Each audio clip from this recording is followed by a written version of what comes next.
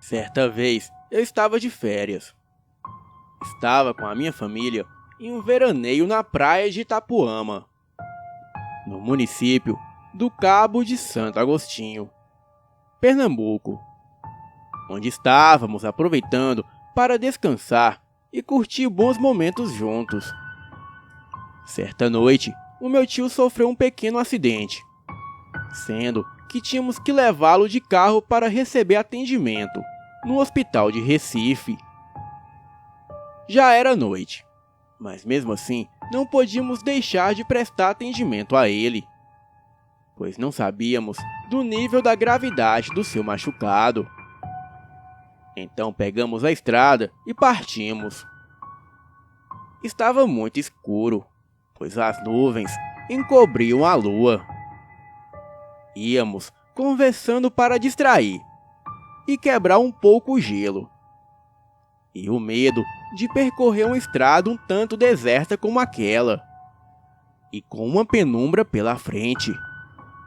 De repente, em um determinado trecho, percebemos um vulto no meio da estrada, tomada pela escuridão.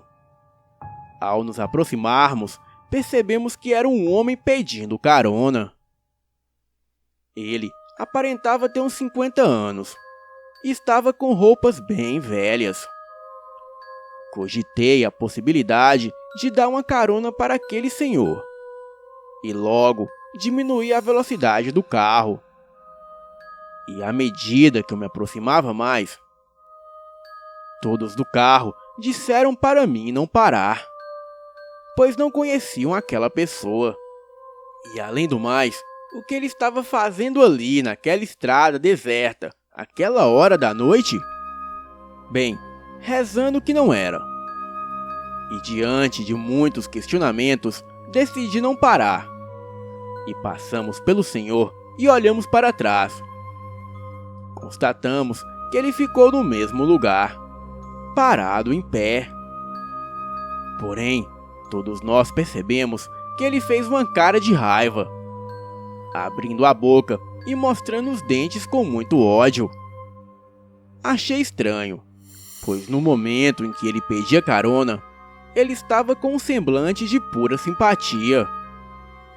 Mas enfim, é como diz aquele ditado: quem vê cara, não vê coração. Então, eu continuei a viagem. E dali, fomos embora. E logo chegamos ao hospital de Recife, onde foi feito o atendimento ao meu tio, sendo feito curativos em seu machucado. E após os procedimentos normais do hospital, saímos de Recife para retornarmos ao nosso ponto de partida, na praia de Itapuama.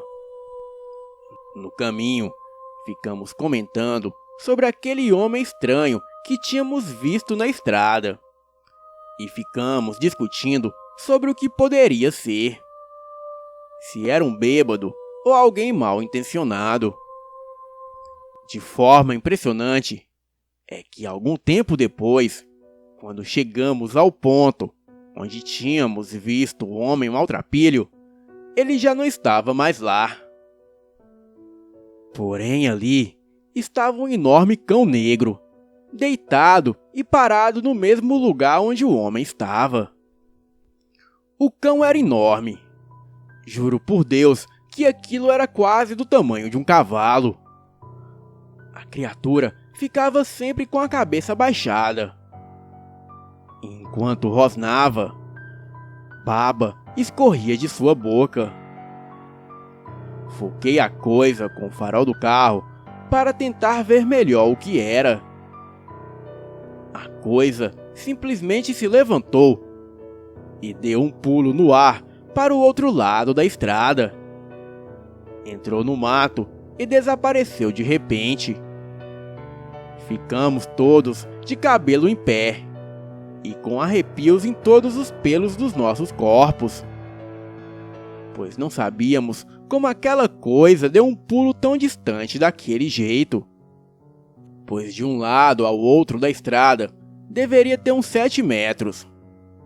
E a coisa, com muita facilidade, saltou de uma extremidade da estrada para a outra, e em seguida sumindo no mato. Se aquela criatura quisesse de fato nos atacar, teria conseguido com muita facilidade, pois se a coisa entrasse na frente do carro, eu seria obrigado a parar, devido ao seu tamanho, ou caso contrário, provocaria um acidente grave. Até hoje, nós comentamos sobre este caso, mas não temos a mínima ideia do que era aquela coisa no meio da estrada. E também não sei se aquela coisa tinha alguma ligação com aquele homem. Mas o que fazia aquele homem no meio da estrada deserta? E por que, quando retornamos, havia aquela fera parada no mesmo lugar em que ele estava? Parece até que aquilo estava nos esperando para uma emboscada. Mas seria aquele homem um lobisomem? Eu não sei, mas só me lembro daquele velho e bom ditado: as aparências se enganam. Boa noite.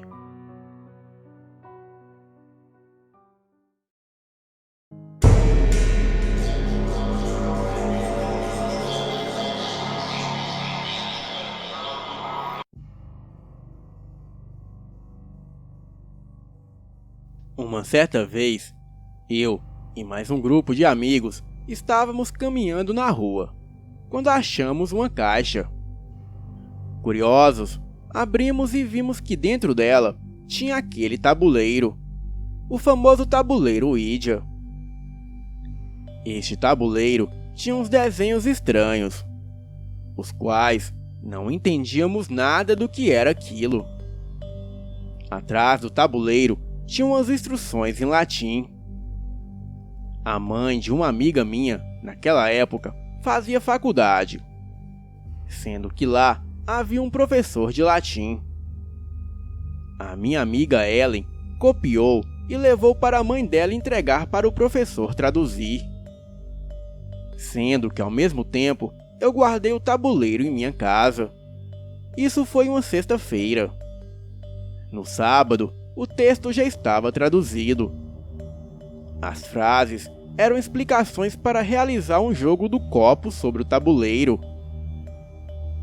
Na época, eu tinha 13 anos e éramos muito ingênuos. No sábado, resolvemos fazer a brincadeira do copo na minha casa, seguindo as orientações do texto traduzido. Começamos o jogo, sendo que no meio da brincadeira o copo quebrou misteriosamente. Ele era de vidro e simplesmente quebrou. E no momento da quebra, cortou o dedo da minha amiga Ellen. Então, ela botou um esparadrapo e foi-se embora. Na segunda-feira, ela não foi na aula. E a professora pediu para levarmos um trabalho na casa dela. E durante a tarde, fomos até lá. E quando chegamos, a empregada falou que a Ellen havia piorado e que estava no hospital. Ficamos preocupados, mas nem passava pela nossa cabeça que aquilo tinha alguma ligação com seu dedo cortado. Fomos correndo para o hospital para ver o que havia acontecido. E quando chegamos lá, a mãe dela estava sentada chorando. Então, perguntamos o que havia acontecido, e ela respondeu.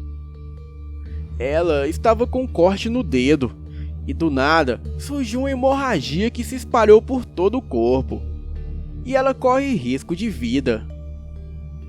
Neste mesmo minuto, chegou o médico que estava cuidando da Ellen, e ele deu a notícia que ela não resistiu e havia falecido. Todos nós ficamos muito abalados com a notícia.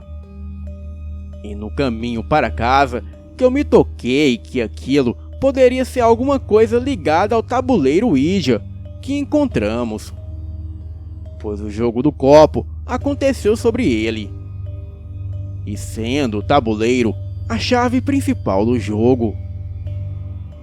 Liguei para os meus amigos e nos reunimos.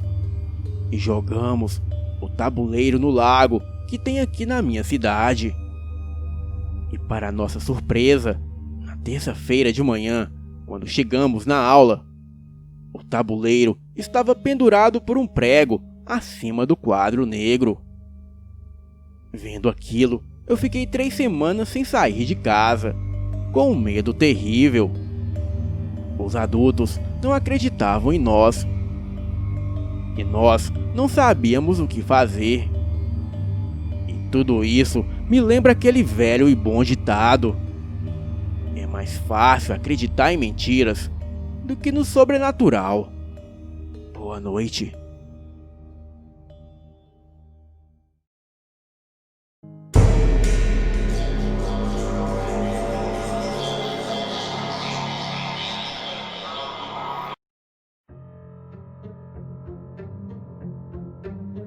Essa história aconteceu com a minha mãe.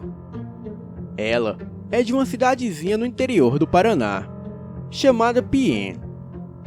Ela é filha da Dona Conceição. E a minha mãe tem 10 irmãos.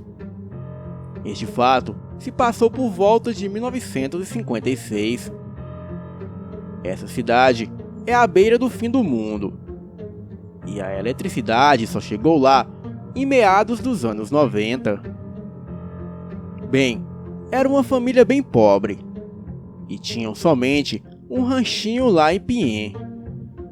A família era muito grande e sempre na casa deles, por volta de meia-noite, vinha uma luzinha azulada. Era uma bolinha pequena que vinha e parava em cima do muro deles. E eles não sabiam o que era.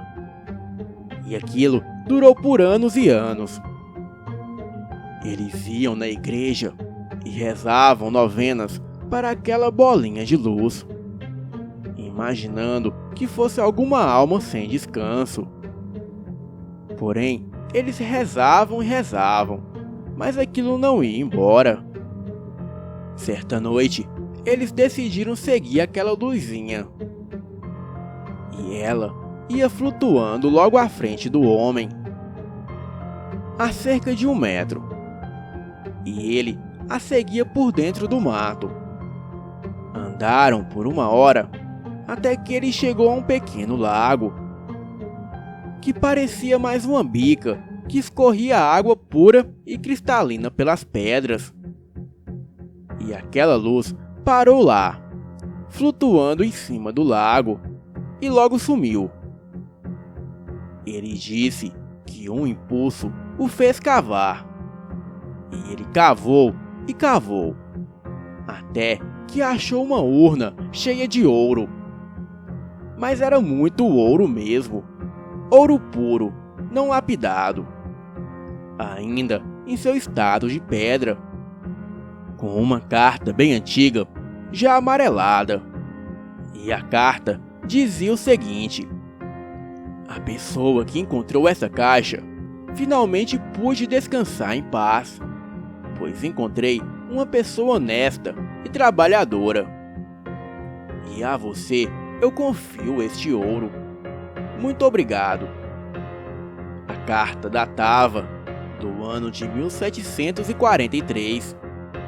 Essa cidade de Piên, por esta época, era caminho de tropeiros e bandeirantes. Essa história é real. Tanto é que a família com este ouro enriqueceu e não perdeu a humildade. Hoje, eles têm uma fábrica de móveis muito grande em Piên, chamada Famosul. E este fato me lembra aquele velho e bom ditado: quem procura, 1 hora acaba achando. Boa noite.